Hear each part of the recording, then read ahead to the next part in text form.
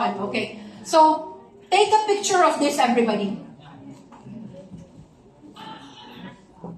Yan ang inaano nila minsan. Okay. Wait po.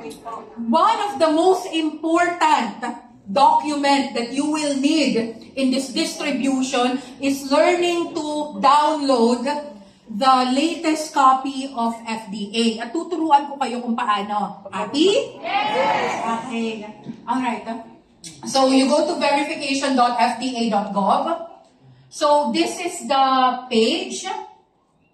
Pagrating nyo dito, go down to food products. Yan, food products. Click on food products.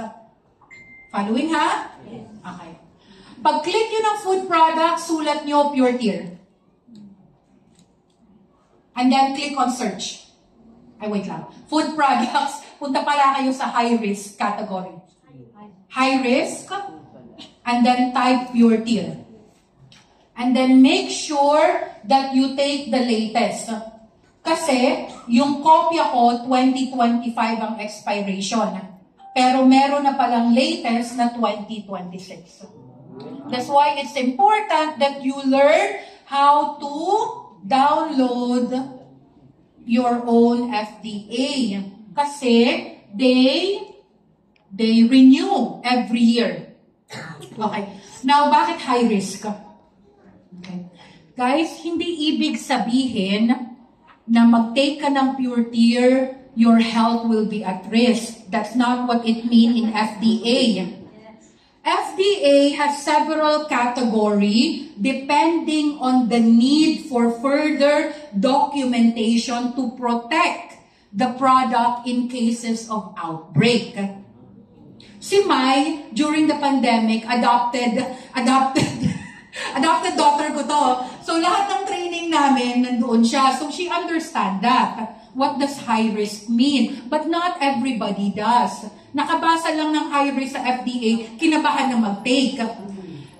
It's an additional documentation na kakailanganin ng FDA kung buhay, bioactive ang product. Kasi kailangan tamang storage, tamang handling, hindi dapat ma-expose sa mga microbials. You understand? Kailangan siya protektahan dahil buhay. You know how your vaccines are handled? They're categorized as high risk dahil risky pag mahawaan or makontaminate rather. I mean? Yes. Okay. So, high risk will make sure na hindi makokontaminate ang produkto. So, now you know na buhay talaga ang laman ng Pure Tear. Palakpakan naman natin yan.